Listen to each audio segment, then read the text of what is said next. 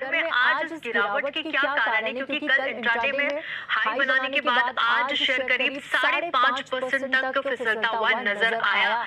इस गिरावट के क्या बड़े कारण है, ये बताने के लिए हमारे सहयोगी अभिषेक सत्यव्रतम इस वक्त हमारे साथ जुड़ गए हैं। अभिषेक, रिलायंस में हम लगातार गिरावट देख रहे हैं। आज के सेशन में करीब 5.5% तक की इंट्राडे में गिरावट नजर आई। इसके पीछे क्या बड़े कारण है?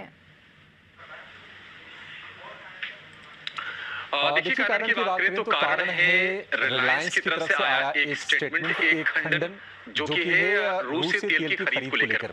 और एनालिटिक्स फर्म है केपलर, उनके हवाले से ब्लूमबर्ग ने एक रिपोर्ट दी थी और ये कहा था कि 3 वेसल आने वाले हैं जिनकी टोटल कैपेसिटी करीब 22 लाख बैरल की है और उस क्रूड को जो जामनगर रिफाइनरी रिलायंस की उसमें प्रोसेस किया जाएगा। लेकिन रिलायंस ने खंडन जारी किया है कि नहीं, इस रिपोर्ट में कोई दम नहीं है और पिछले 3 हफ्ते से रूस से कोई कच्चा तेल नहीं आया है जामनगर रिफाइनरी में या फिर रिलायंस के पास प्रोसेस करने के लिए। और जनवरी में भी रूस से कोई क्रूड आने की उम्मीद नहीं है। तो इस खंडन के बाद हम देख रहे हैं कि गिरावट रिलायंस बढ़ी है और कल 1612 रुपए के आसपास के हाई से वहां से आज इंट्राडे में टूट के शेयर 1500 रुपए के नीचे भी गया था। लगभग हम कह सकते हैं कि ऊपरी स्तरों से 7% के आसपास की नरमी आ गई थी। अब ये इंपॉर्टेंट क्यों है?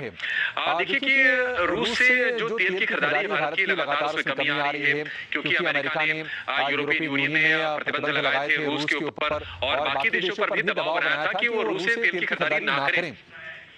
तो भारत ने इंपोर्ट घटाया है और दिसंबर में जो इंपोर्ट है वो घट के आ गए हैं 12 लाख बैरल प्रति दिन का, जो 3 साल के निचले स्तर पर है। जून में 20 लाख बैरल प्रति दिन था, यानी कि वहां से अगर आप देखेंगे तो लगभग 40% के आसपास का ड्रॉप है। और अगर हम रूसी तेल की खरीद की बात करें तो जो रिलायंस था ये सबसे बड़ा खरीदार था।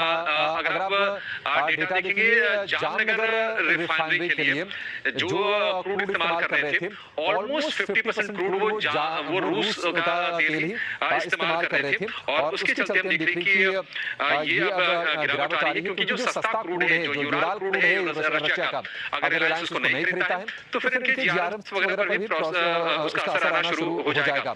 2021 में जो रूस से कच्चे तेल की खरीदारी का हिस्सा था रिलायंस का, वो सिर्फ 3% था, जो बढ़ते बढ़ते 50% के भी पार निकल गया था। और उसकी वजह ये भी है कि एक डील भी की थी जो रूस की तेल कंपनी है रॉस ने, उसके साथ इन्होंने लॉन्ग टर्म करार भी किया था। अब उसको वो थोड़ी सी खटाई पड़ती हुई जरूर दिखाई दे रही है। 5 लाख बैरल प्रति दिन के लंबी अवधि के लिए ये करार था। अच्छा, ये इम्पैक्ट क्यों आएगा? आप ये